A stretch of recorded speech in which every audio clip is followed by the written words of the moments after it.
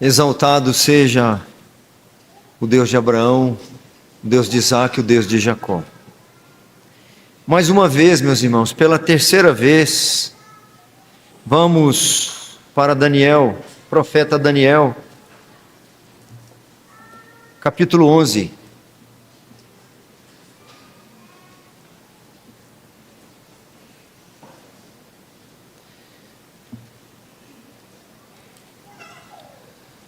Estamos já há quase umas 40 semanas no livro do profeta Daniel.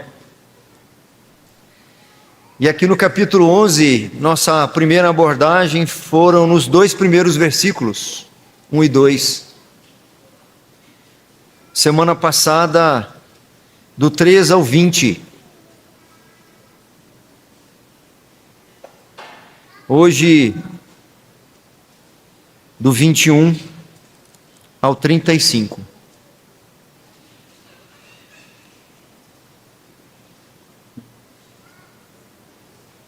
Daniel 11, do versículo 21 ao 35. Esse texto nós não projetamos, para que os irmãos não percam o hábito de manusear as Escrituras. Paulo a Timóteo diz: procura apresentar-te a Deus como obreiro que não tem de que se envergonhar e que maneja bem a palavra da verdade. Assim diz o texto, meus irmãos: depois se levantará em seu lugar um homem vil, ao qual não tinham dado a dignidade real, mas ele virá caladamente e tomará o reino com intrigas. As forças inundantes serão arrasadas diante dele, serão quebrantadas, como também o príncipe da aliança. Apesar da aliança com ele, usará de engano, subirá e se tornará forte com pouca gente. Virá também caladamente aos lugares mais férteis da província e fará o que nunca fizeram seus pais, nem os pais de seus pais. Repartirá entre eles a presa, os despojos e os bens, e maquinará os seus projetos contra as fortalezas, mas por certo tempo. O 25, suscitará a sua força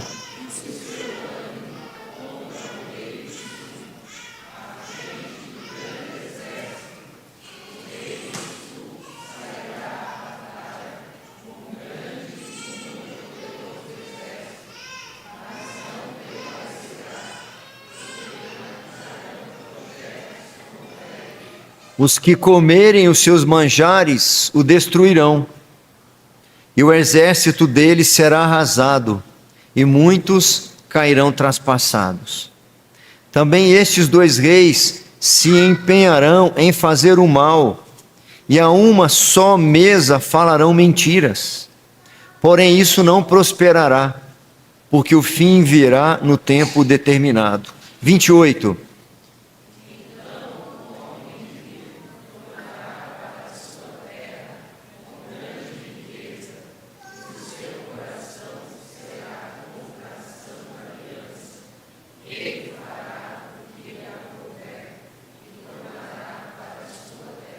No tempo determinado, tornará a avançar contra o sul, mas não será nesta última vez como foi na primeira. Porque virão contra ele navios de Quitim, que lhe causarão tristeza.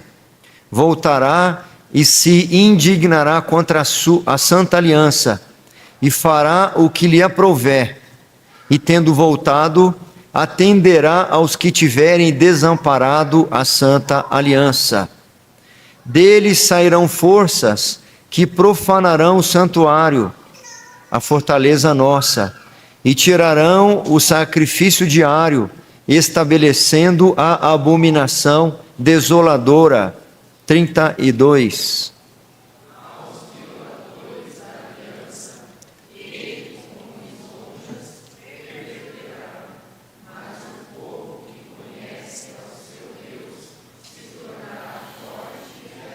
Os sábios entre o povo ensinarão a muitos.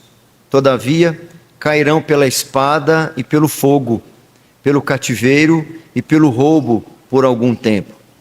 Ao caírem eles, serão ajudados com pequeno socorro, mas muitos se ajuntarão a eles com lisonjas. E finalmente o 35.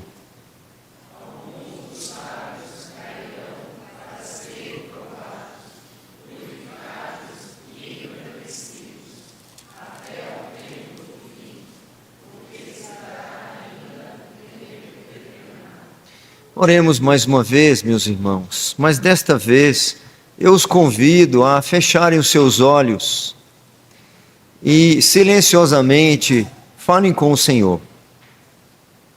Nós temos base e fundamentos para pedir ao Senhor que alimente nossas almas, porque as Escrituras têm esse propósito. Nós temos base para pedir ao Senhor que nos instrua, que nos corrija, que nos repreenda, que nos eduque na justiça, porque as Escrituras nos ensinam isso.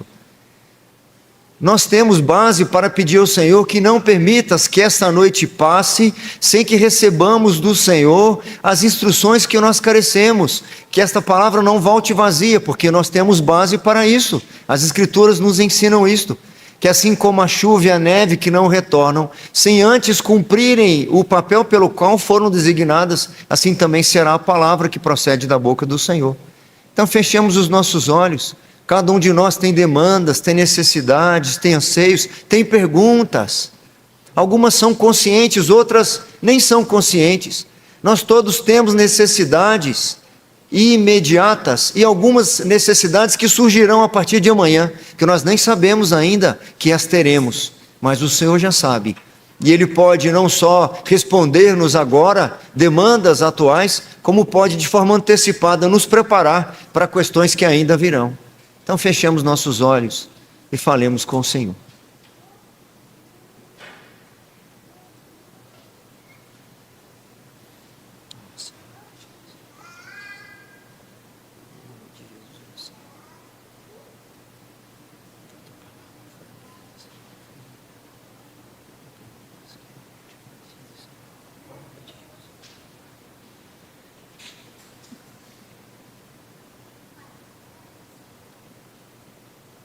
Ó Senhor Deus, Criador dos céus e da terra, Pai de nosso Senhor Jesus Cristo, eis aqui, Senhor, uma porção da Tua igreja, aqui parte da Tua noiva é representada, aquele povo de Tua propriedade exclusiva, aquela que chama de nação santa, porque o Senhor mesmo nos separastes para povo de Tua propriedade, noiva do Cordeiro, menina dos Teus olhos. Eis-nos aqui, Senhor, pedras vivas edificadas sobre sólido fundamento, que é a pedra angular, que é Jesus Cristo, o nosso Redentor. No nome dele nós te imploramos, Senhor, que não permitas que saiamos daqui sem receber a porção que nossa alma carece. Ah, Senhor, nossa alma carece. Nossa alma tem sede de Ti, Senhor. Nós ansiamos pelo Senhor mais do que os guardas pelo romper da manhã. Mais do que os guardas pelo romper da manhã. Em nome de Jesus, pela mediação de Jesus, pela intercessão de Jesus, pelo sacrifício que nos substituiu de Jesus Cristo, aquele sacrifício lá na cruz, no nome dele, pelo sangue precioso derramado, alimente-nos nesta hora, Senhor. É a oração que fazemos no nome precioso de Jesus. Amém. Texto desafiador. Como eu disse já algumas vezes, semana passada com certeza, primeira vez nesses quase 30 anos que exponho o livro do profeta Daniel. E não me lembro nenhuma vez nesses anos todos de ter ouvido algum sermão, sobretudo nesses capítulos 7, 8, 9, 10, 11 e 12. Esse tipo de literatura apocalíptica, cheio de simbolismos, profecias, e sobretudo esse capítulo 11 que ele está abarrotado de profecias com relatos históricos. Parece num determinado momento que o Senhor desviou o assunto. Vinha muito bem até o capítulo 6, que são narrativas contando o que aconteceu, e nosso coração vai se enchendo de contentamento, livrando Sadraque, Mesaque e Abednego da fornalha, que coisa preciosa. Livrando Daniel da cova dos leões, que coisa preciosa. Aí entra um anjo na história. Não bastasse o anjo, segunda pessoa da Trindade, o próprio Messias, pré-encarnado, aparece aqui, deixando Daniel sem sentidos. O contexto nós já sabemos que é um contexto extremamente desfavorável. O povo está no cativeiro, e a primeira boa notícia que eles recebem em 70 anos é do decreto que lhes permitia voltar para reedificar Judá, Jerusalém, o templo e naturalmente o seu relacionamento com Deus, restaurar o culto, enfim. Eles encontram adversários que maquinam lá mentiras com o rei e lhes impedem de continuar a construção. Daniel está abatido, o idoso profeta abalado pelas revelações que ele recebe, que nós as lemos aqui no capítulo 10, e o Senhor então vai encorajá-lo. Mas é um jeito estranho de encorajar um homem de Deus. É um jeito estranho de fortalecer o povo que está abatido, lhes revelando que as coisas que estavam ruins iam ficar piores. E por ele estar tão entrelaçado com a história, a gente então pergunta: por que nós precisamos de história? Eu mencionei na semana passada um ditado que é bem comum mesmo nos nossos dias. Mais ou menos assim, quem gosta de passado é museu. De alguma forma, para dizer que o passado já passou, o próprio nome já diz, que a gente precisa viver o presente. Isso não é uma verdade bíblica. Existem preceitos preciosos que precisam ser visitados em nosso passado. Era assim que os nossos irmãos, depois que foram restituídos em Jerusalém, quando iam celebrar o culto lá no templo, eles iam no caminho recitando no Salmo 126, demonstrando que o passado precisa ser visitado, sobretudo nos grandes e poderosos feitos do Senhor. Quando o Senhor restaurou a sorte de Sião, ficamos como quem sonha. Então a nossa boca se encheu de riso e a nossa língua de júbilo. Então entre as nações se dizia: grandes coisas fez o Senhor por eles. Com efeito, grandes coisas fez o Senhor por nós. Por isso estamos alegres. A alegria do presente, o contentamento do presente, era fruto de uma memória que lhes trazia edificação. Nosso país, de um modo geral, não é muito afeito à memória. Já ouvimos alguns reclames nas nossas redes sociais e televisão, etc., que somos, de certa forma, um país sem memória. Não temos muito apego ao passado. Por isso que os nossos erros são meio cíclicos. Nós tornamos a repetir as mesmas coisas, assim como fizemos já tantas vezes na nossa história. Nós não visitamos de forma útil, de forma saudável o nosso passado e vamos cometendo os mesmos erros, de forma coletiva no nosso país e às vezes de forma individual na nossa própria vida. Essa é uma das razões por que Moisés, numa oração, um salmo que é oração, lá está escrito oração de Moisés, homem de Deus, e só lá no final do salmo que ele vai pedir alguma coisa. Senhor, Tu tens sido o nosso refúgio de geração em geração, antes que os montes nascessem, de eternidade a eternidade, Tu és Deus. Lá, acho que no versículo 14, que ele vai fazer o primeiro pedido: ensina-nos a contar os nossos dias, para que alcancemos corações sábios. Se essa questão de passado fosse uma coisa ruim e errada e indevida, nós teríamos um grande problema. Porque esse capítulo 11 aqui de Daniel, ele está cheio de profecias que se verificam na história. É exatamente esse o propósito de fortalecer o povo de Deus ao longo da história. Mostrar que nada do que estava acontecendo e do que aconteceria seria de fato novidade. Na semana passada eu fiz uma citação e eu a reitero hoje. Abre aspas. O historiador grego Tucídides sugere que a história é filosofia ensinada por exemplos.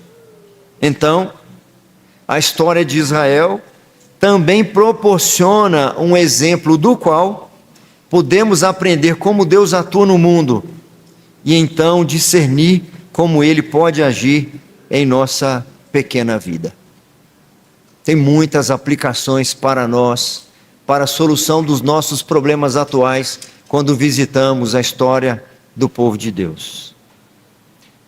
Mas eu sei que os desafios não são pequenos. O texto é muito complexo.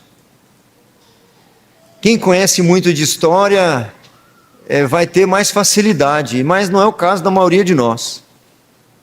Eu já disse que os acontecimentos que estão aqui sendo preditos, eles acontecerão em forma geral, a maioria deles, no período intertestamentário. Tem T demais aí nessa história. Intertestamentário. Pode parecer que houve um silêncio profético, que naqueles dias não havia profeta proclamando, mas profecias foram dadas antes, estavam se cumprindo. Então o povo de Deus naqueles dias, ao olhar o jornal do dia, ao ouvir os relatos do que estava acontecendo, eles eram remetidos especificamente ao livro de Daniel, e nesse capítulo 11. Nosso tema: a soberania de Deus na história e o triunfo final do seu reino. Querendo Deus, vai aparecer ali.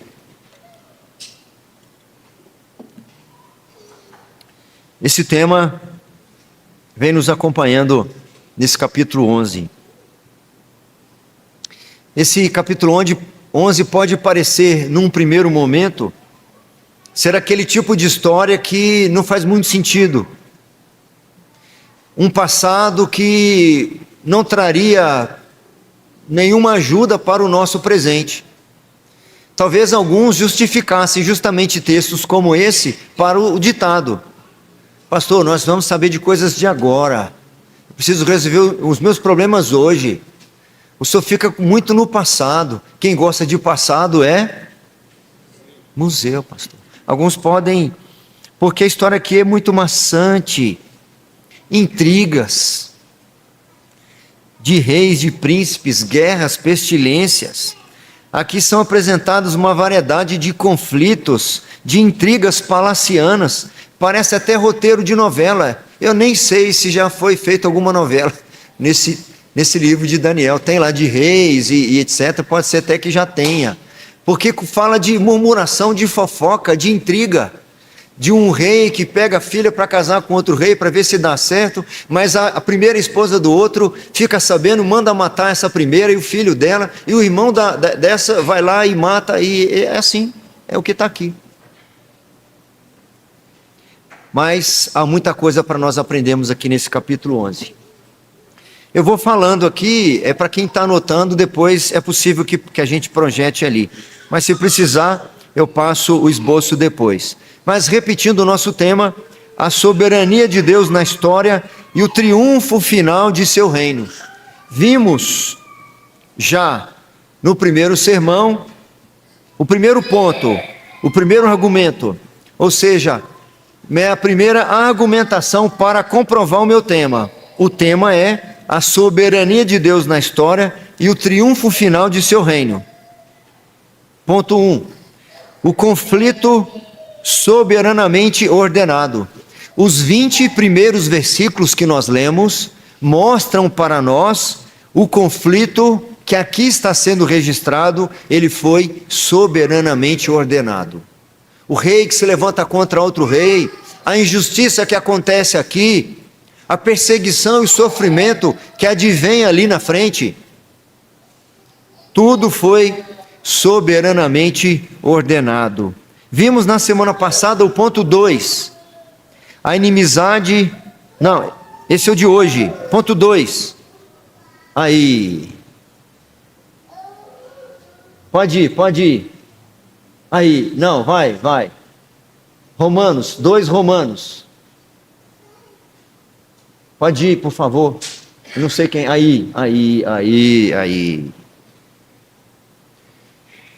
do versículo 21 ao versículo 35, nós veremos aqui um outro argumento que comprova o meu tema, que comprova a minha tese.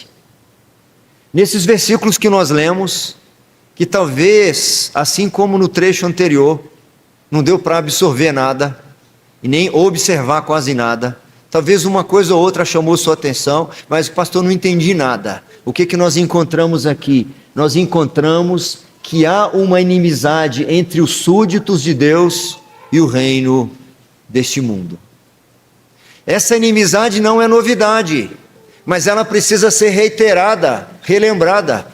Essa inimizade começou lá em Gênesis, quando o Senhor disse: porém inimizade entre ti, falando para a serpente e a mulher, entre a tua descendência e o seu descendente. Este descendente da mulher lhe esmagará a cabeça. A partir dali, nunca mais haveria ou deveria haver comunhão, amizade entre luz e trevas. Nunca mais deveria haver comunhão, junção entre aqueles que são templos dos ídolos e os servos do Senhor. Nunca haveria.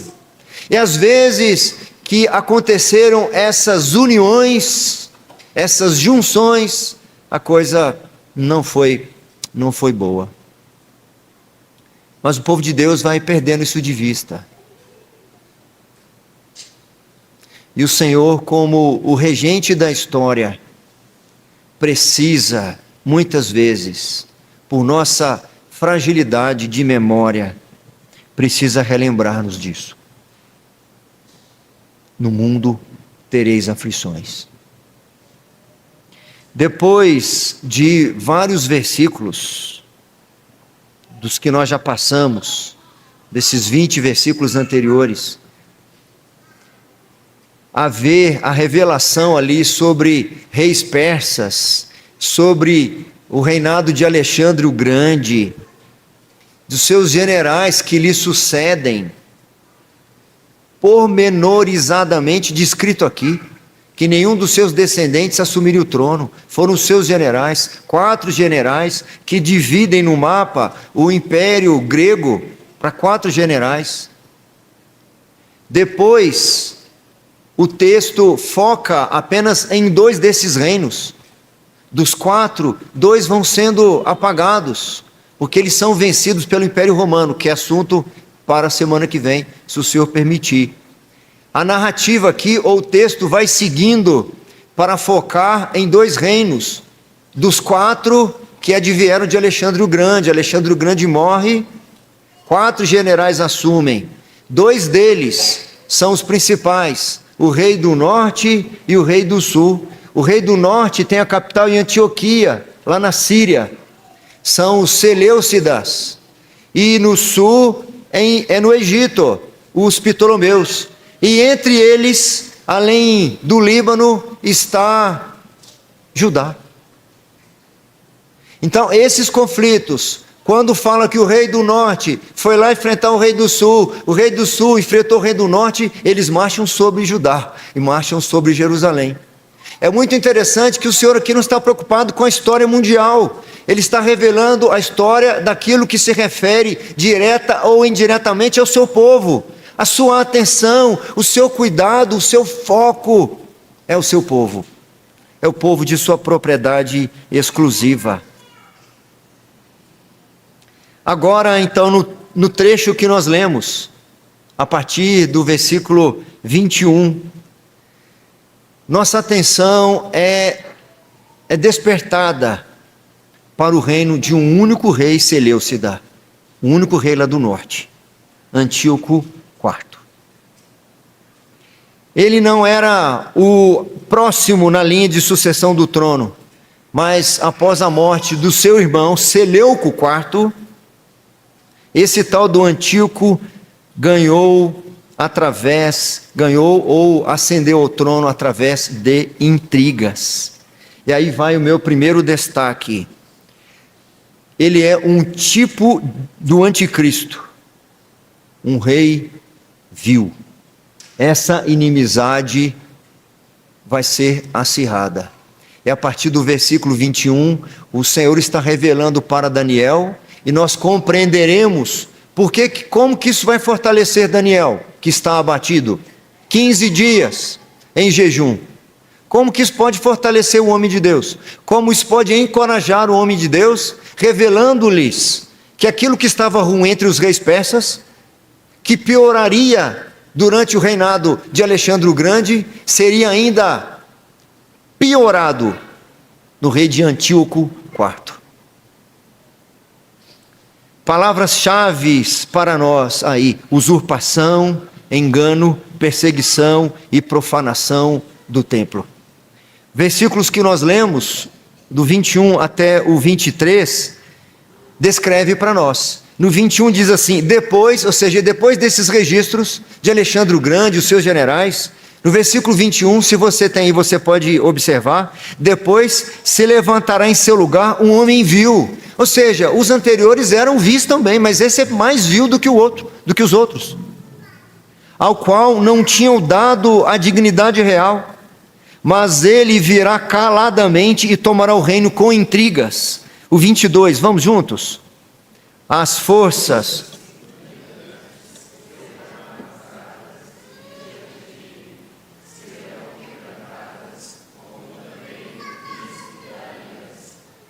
apesar da aliança com ele, usará de engano, subirá e se tornará forte com pouca gente.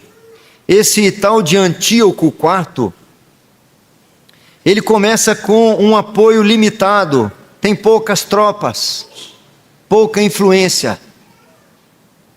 E ele enfrenta o rei do sul, do Egito, e desbarata uma grande potência, que era maior do que ele naqueles dias. Diz aí o versículo 21. Mas ele gradualmente foi crescendo em poder. Ele fez algumas alianças estratégicas, mas apenas mantendo aquelas que eram do seu interesse. Aqueles que não eram do seu interesse ou que lhe resistiam à vontade eram varridos. Esse versículo 22 fala do príncipe da aliança.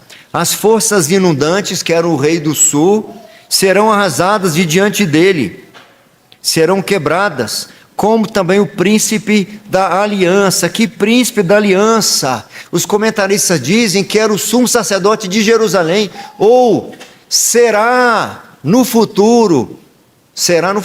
Quando a gente lê a história, então a gente descobre que nesse período, quando esse rei do norte, Antíoco IV, cresce em poder, quem era o sumo sacerdote naqueles dias? Era Onias III. Era um sumo sacerdote justo e íntegro, que resistia à influência de Antíoco, porque ele queria trazer uma helenização em todo o império, inclusive em Judá e em Jerusalém. Isso envolvia a adoção de costumes, práticas que eram contrárias à lei de Deus. E ele tentava resistir para manter o povo fiel, e ele foi removido por Antíoco. Foi substituído por um sumo sacerdote mais complacente. O versículo 25 traz para nós um dado importante. Suscitará sua força, esse Epifânio, Antíoco IV, suscitará sua força e o seu ânimo contra o rei do sul, à frente de grande exército. O rei do sul sairá à batalha com grande e muito poderoso exército, mas não prevalecerá, porque maquinarão projetos contra ele. Esse afloramento bélico e militar entre Seleucidas do norte e Ptolomeus do sul, entre Antíoco IV e os reis lá do sul, trouxe na Judéia um rumor de que ele tinha sido assassinado, porque vai dizer aí que há uma invasão pelo mar, que são os romanos que começam a tomar conta e vão aniquilá-lo no futuro.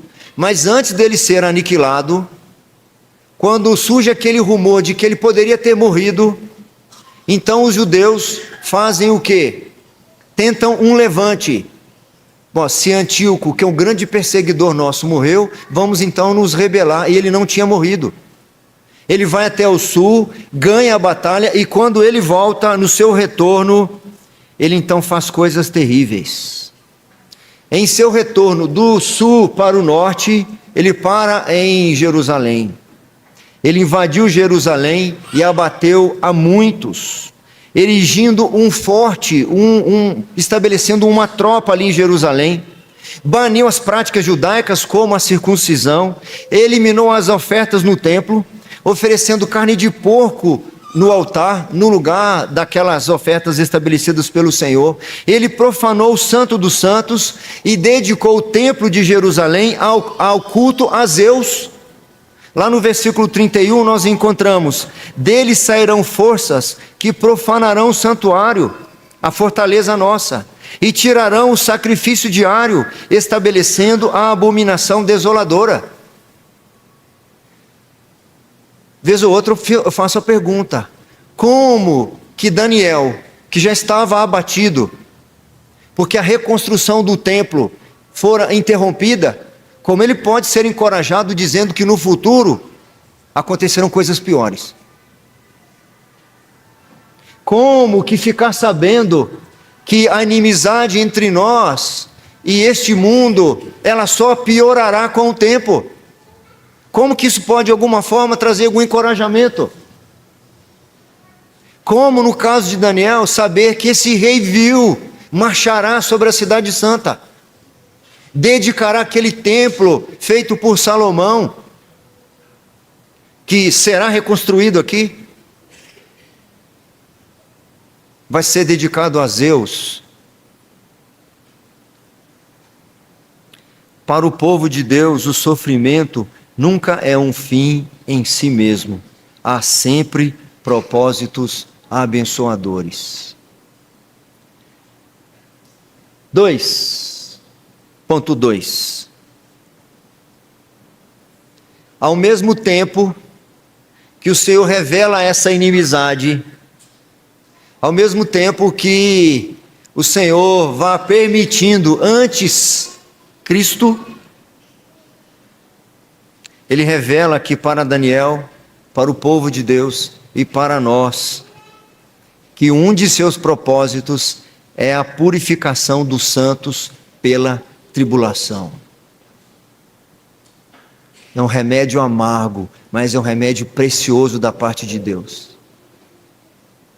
Nunca o coração esteve tão aberto para ouvir o Senhor do que em meio às tribulações.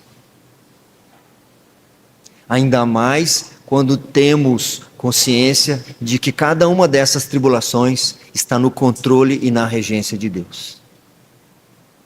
O povo que conhece ao seu Deus se tornará forte e ativo. No meio dessas profecias de males que surgiriam e que aumentariam a dose, nós encontramos aí no versículo 32, vamos reler juntos o 32, por favor.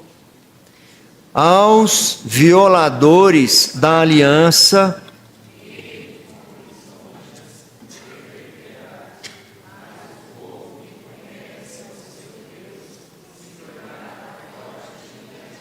meus irmãos, essa história se repete muitas vezes.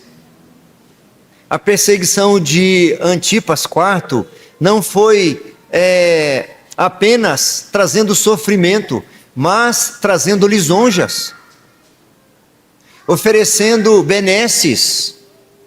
E Daniel está ouvindo aqui do anjo que lá no futuro esse homem mau, esse rei vil, alcançará aos violadores da aliança, ou seja, o meu povo, os meus servos, os meus súditos, que violarem a aliança, aqueles que não se firmarem nas suas convicções de crer em mim.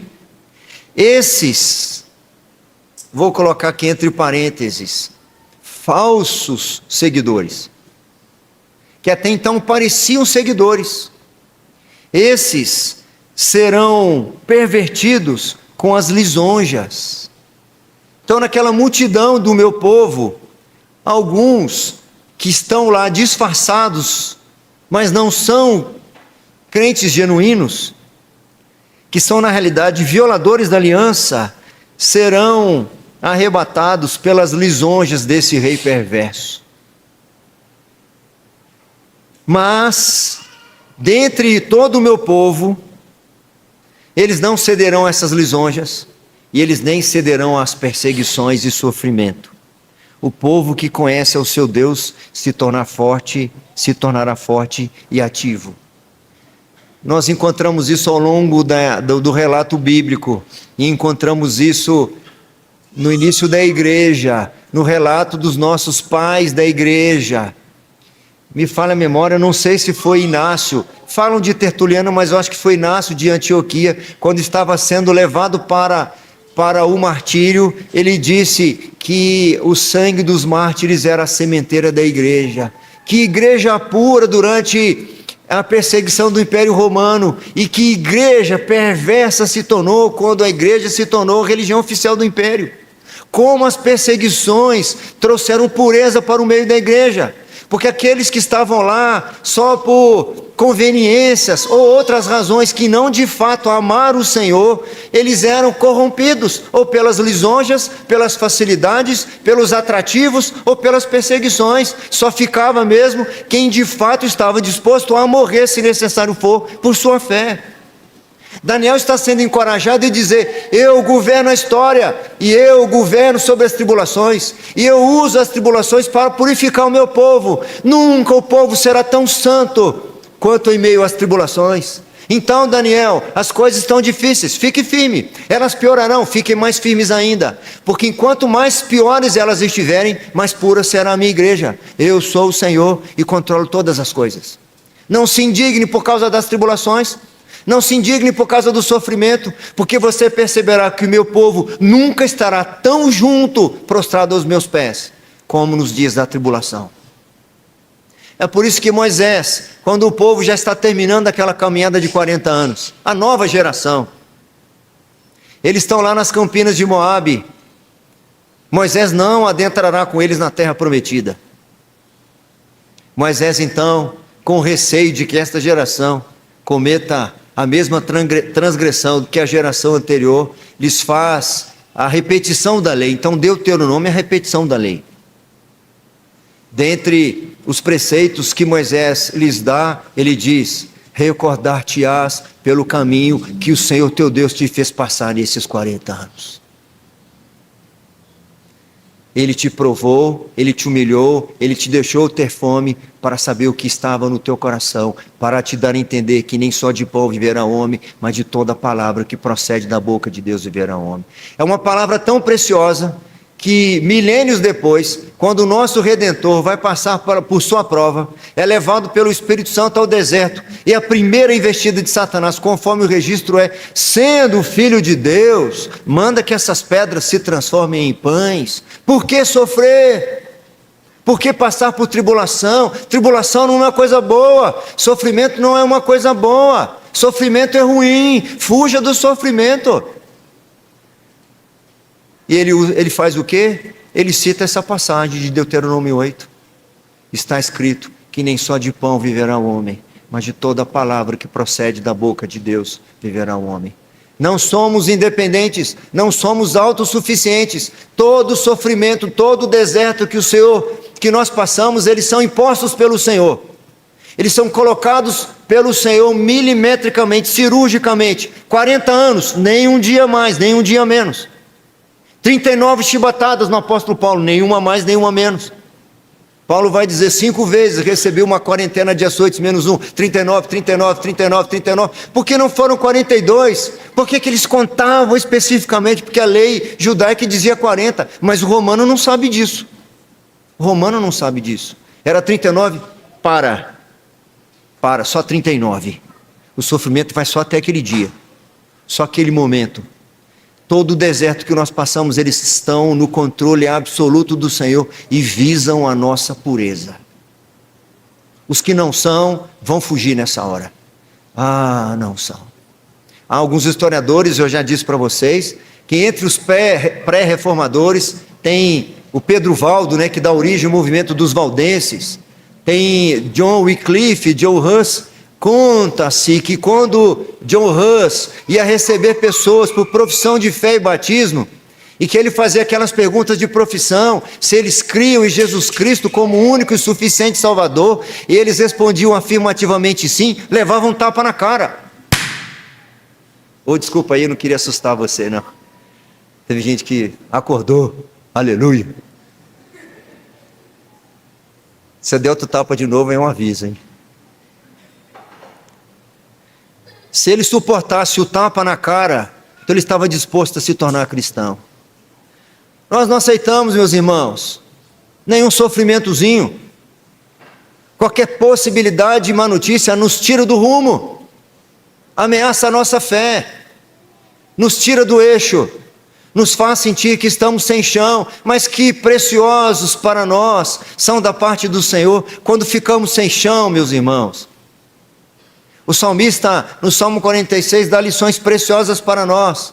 O Senhor é o nosso refúgio e fortaleza, bem presente nas tribulações.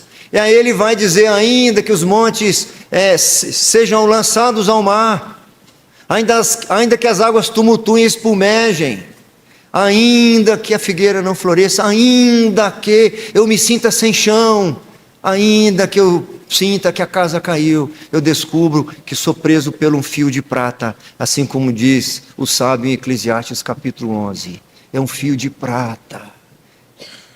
Não era aquele relacionamento, eu achava que eu ia morrer, por causa daquele problema financeiro, achava que eu ia morrer, eu achava que a minha vida tinha acabado, e aí então eu descubro que é Jesus Cristo, tão somente Jesus Cristo, que merece minha total confiança.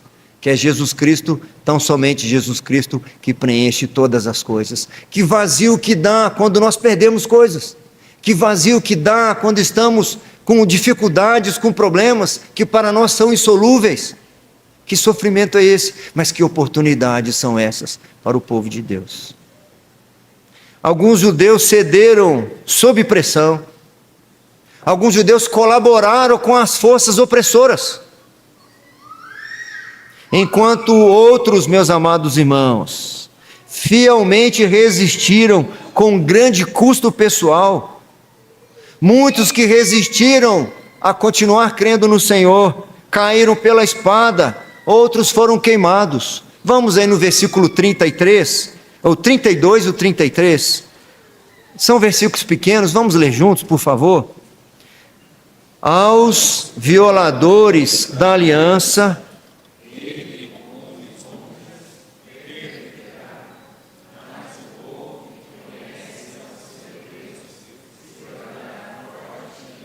33.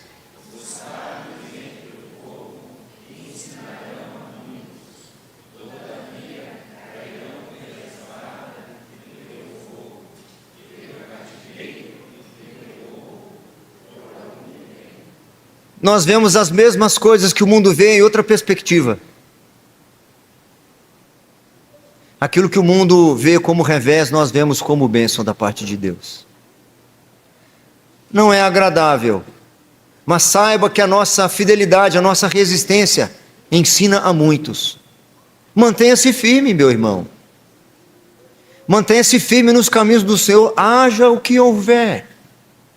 Mesmo com insatisfação de pessoas próximas, mesmo que você seja alguém que vai experimentar inimizades, afastamento, desemprego, se necessário for, ainda que a sua fidelidade venha lhe proporcionar desertos Você já me ouviu dizer isso várias vezes. Os desertos para o povo de Deus não são tão desertos assim. Porque os desertos para o povo de Deus, ninguém morre de sede, ninguém morre de fome. O calor escaldante é atenuado do dia. E os frios da noite são amenizados. Nunca, lá em Deuteronômio 8, fazendo com que o povo se relembrasse disso. Não esqueçam do deserto, não se esqueçam dessas lições preciosas, porque vocês habitarão em casas que vocês não construíram, vocês colherão frutos que vocês não semearam, mas não se esqueçam do deserto, porque se vocês se esquecerem do deserto, vocês correm o risco de achar que vocês são os detentores do sucesso da vida de vocês, como meu filho orou, citando Atos 17, na fala de Paulo, lá no Areópago, quando Paulo fala do altar ao Deus desconhecido, é nele que nós nos movemos, é nele que nós respiramos, é nele que nós existimos. E o deserto é precioso para mostrar que não é o nosso salário que nos sustenta.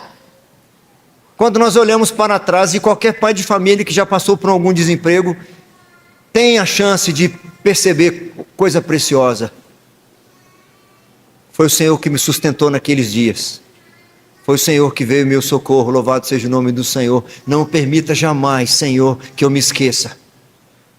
Que lá no deserto, assim como Moisés falou, nunca gastaram as sandálias dos vossos pés.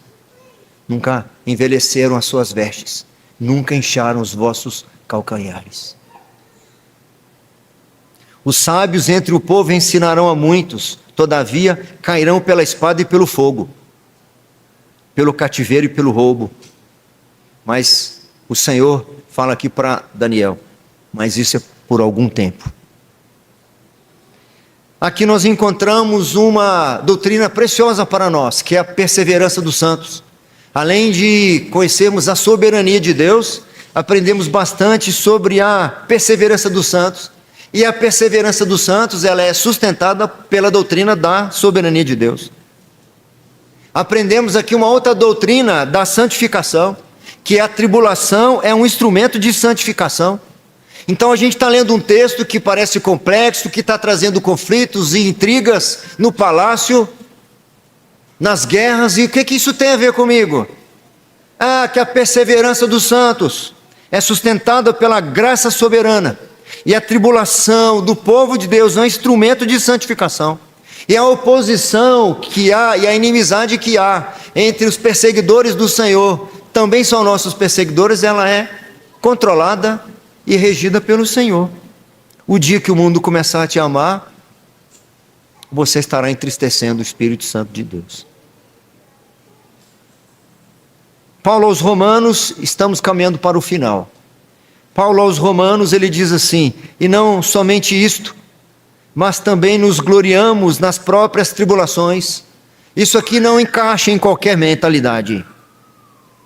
Isso aqui não é verdade para a maioria das pessoas. Somente aqueles que têm a mente de Cristo, ou que desejam tê-la, podem pedir. Dê-me a mente de Cristo, Senhor, para que eu veja as mesmas coisas que sempre vi e chegue a conclusões diferentes das que eu chegava antes. Me ajude a pensar como eu jamais pensei. Me ajude a valorizar o que eu jamais valorizei. Me ajude a desvalorizar o que eu sempre valorizei. Paulo aos Romanos, ele diz, e não somente isto, mas também nos gloriamos nas próprias tribulações, sabendo que a tribulação produz perseverança. Nós já pedimos perseverança, nós não pedimos tribulação, mas já pedimos perseverança, porque sabemos que perseverança é uma virtude. Não me deixe desistir, Senhor. Haverá obstáculos, haverá obstáculos. Haverá limitações pessoais que teremos de vencer. Haverá problemas de relacionamento que teremos de vencer. Não é um mar de rosa aqui não, meu irmão. A gente se cumprimenta aqui no final, boa noite, mas nós, muitas vezes, não nos suportamos. Nós não suportamos, às vezes, nós mesmos. Pelo menos é o meu caso, não sei se é o seu. Às vezes basta eu errar o caminho no carro, que eu já pensei, não é possível que eu errei o caminho de novo. Se eu estivesse falando do psiquiatra perto de mim, ele já ia me prescrever um remédio. Você está falando com você mesmo? Isso é um problema de dupla personalidade. Eu falei, não, é porque o meu homem interior tem prazer na lei do Senhor, mas tem uma casca aqui que fica o tempo todo lutando contra. Então, de vez em quando, eu entro numa discussão, num debate. Perseverança nós pedimos, mas há um caminho para obtê-la. Algumas vezes é a tribulação um instrumento. E não somente isto, mas também nos gloriamos nas próprias tribulações, sabendo que a tribulação produz perseverança, e a perseverança, experiência, e a experiência, esperança. Ora, a esperança não confunde, porque o amor de Deus é derramado em nossos corações pelo Espírito Santo que nos foi otorgado. Imagina que o amor de Deus e tribulação estão no mesmo versículo. E entre a tribulação e o amor de Deus, tem o que? Perseverança, experiência e esperança. O amor de Deus é derramado. Esse é o contexto. A tribulação é a expressão do amor de Deus para nós. Essa tribulação produz perseverança. O amor de Deus está sendo manifesto. A perseverança produz experiência. E a experiência, esperança. Em tudo isso, o amor de Deus é manifestado. Tiago, na sua carta, um texto muito conhecido, ele diz: meus irmãos, tende por motivo de toda alegria o passardes por várias provações, sabendo que a provação da vossa fé, uma vez confirmada, produz perseverança. Não fuja das tribulações, senão você vai ser aquele eterno inconstante na sua fé. Nunca persevera. Mantém relacionamentos volúveis, porque você não tem resistência. Esse é um receio que eu tenho com as próximas gerações, que são muito imediatistas, que não sabem lidar muito com a frustração. Ele cansa de assistir um vídeo, com 3 segundos já passa para o próximo. Não consegue assistir, como na minha geração, filmes da minha geração, na minha infância, eram de 3 horas. O filme era de 3 horas, preto e branco. Algumas vezes na TV aparecia 2 ao mesmo tempo. Tinha um jeito a cavalo, parecia que tinha 2 ao mesmo tempo. A gente falava que eram os fantasmas. A gente ficava lá 3 horas assistindo o filme. 3 horas. Hoje as aulas passaram a ser de 50 minutos, no máximo 45 minutos. Há professores de seminário, como da nossa própria denominação, que ensinam que os sermões precisam ser no máximo 20 minutos, porque passando isso as pessoas não prestam atenção. Essas aulas eu nunca assisti.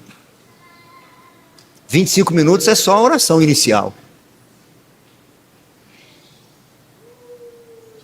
Meus irmãos, tende por motivo de toda alegria o passardes por várias provações, sabendo que a provação da vossa fé, uma vez confirmada, produz perseverança. Ora, perseverança deve ter ação completa, para que sejais perfeitos e íntegros e nada deficientes.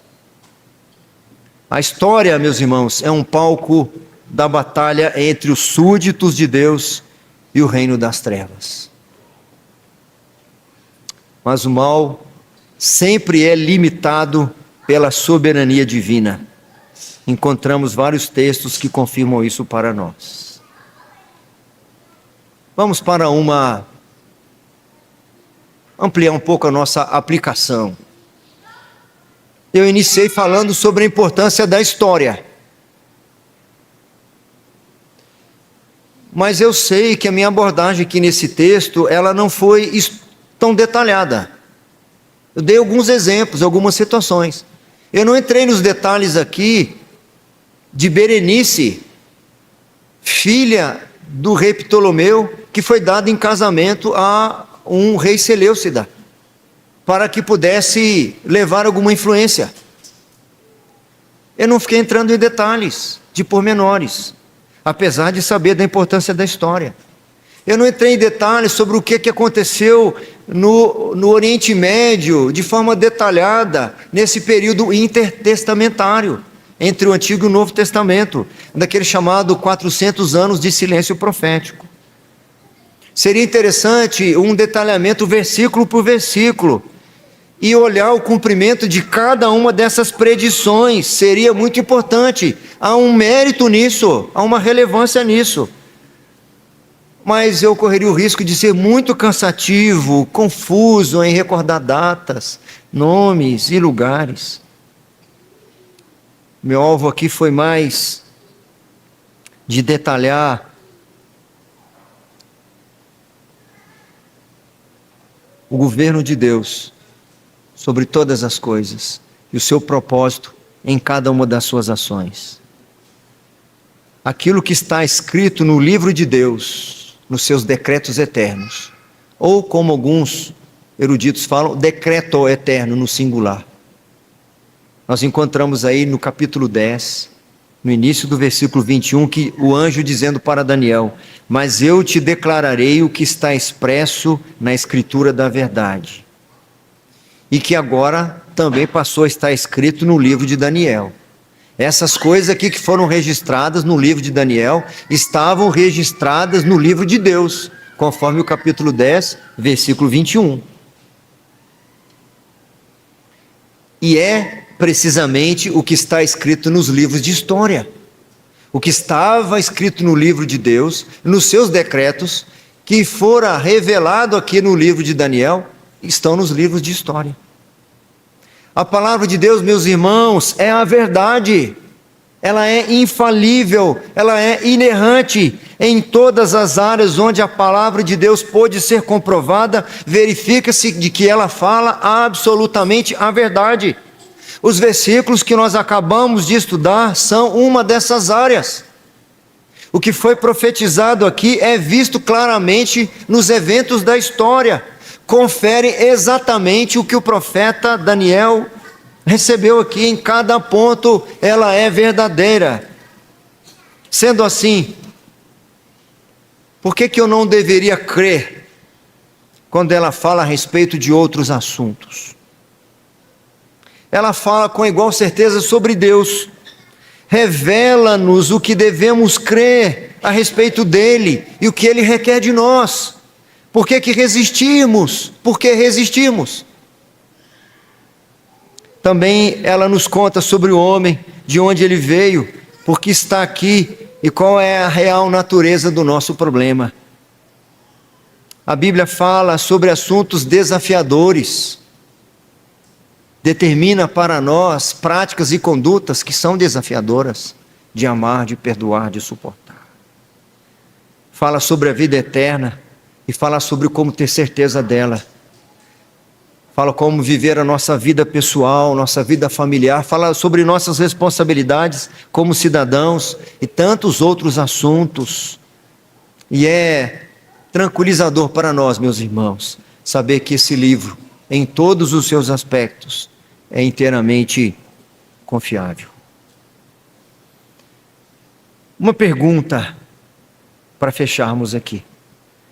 Por que Daniel então precisou ouvir essa história? Justamente na situação que ele estava, atônito, aflito, porque ele já recebera notícias desagradáveis, e o anjo lhe revela várias outras desagradáveis. Por que ele precisou ouvir essas histórias? O objetivo, meus irmãos, era ampliar a perspectiva de Daniel. Porque as dificuldades que eles estavam enfrentando lá por volta do ano 536 anos antes de Cristo, não era o único evento na história de que o povo de Deus passaria por provações. Tem um comentarista que dizem: não havia nada de único sobre as provações e tribulações que eles estavam enfrentando. Não era nada inédito. Abre os olhos, Daniel. Está achando o quê? Você é vítima de alguma coisa? As intrigas da corte que atrasaram o trabalho de construção do templo em Jerusalém, diz esse comentarista. E a oposição de inimigos poderosos que eles encontrariam não foram meramente um descuido temporário, mas seria uma característica presente neste mundo. Não é nenhuma novidade. Você não é nenhuma vítima, Daniel. Diferenciada. O que requer de nós é estarmos atentos, porque no mundo passaremos por tribulações. A experiência de Daniel não deveria surpreendê-lo, como se algo inesperado ou fora de controle estivesse acontecendo com eles. Deus revela isso aqui para ele para mostrar: eu estou no controle da situação. Eles não eram azarados e nem estavam desamparados, não eram vítimas e não estavam desamparados. Eles também não deveriam procurar tomar a questão em suas mãos, como se levantando contra as autoridades pudessem de alguma forma estabelecer o reino de Deus mais rapidamente. Eles não poderiam dar uma ajudinha para Deus. Paciente resistência continuaria a ser a ordem do dia, até que Deus viesse no seu reino. No final da história, e apesar de todo o seu alardeado poder, os reinos deste mundo não podem destruir a obra de Deus, e nem de estabelecê-la. Você não pode fazer, e nem eles podem desfazer. Todos eles, aqueles que acham que estão colaborando e aqueles que estão deliberadamente se opondo, são meros instrumentos na mão de Deus soberano, que é capaz de declarar o fim desde o início, porque somente Ele é quem realmente controla os assuntos dos homens e das nações. Nós veremos ainda nesse capítulo 11, se o Senhor permitir, que as coisas ainda piorariam ainda mais para os súditos do reino de Deus. E aí eu realmente finalizo dizendo que quando eu estava terminando esse assunto, eu pude compreender um pouco mais o anseio de Deus que passa por essas tribulações, o anseio que eles têm para que o reino de Deus se estabelecesse como ele deveria acontecer. Na mesma hora, me veio o cântico de Simeão, que está vivendo parte desses acontecimentos. Ele está, na ocasião, sob o jugo do Império Romano, sofrendo. Havia em Jerusalém um homem chamado Simeão, homem este justo e piedoso, que esperava a consolação de Israel. Porque ele esperava a consolação, porque ele conhecia esses sofrimentos, historicamente pelo seu povo, seus pais, seus antepassados, e na sua própria vida. E o Espírito Santo estava sobre ele. Revelar ali o Espírito Santo que não passaria pela morte antes de ver o Cristo do Senhor.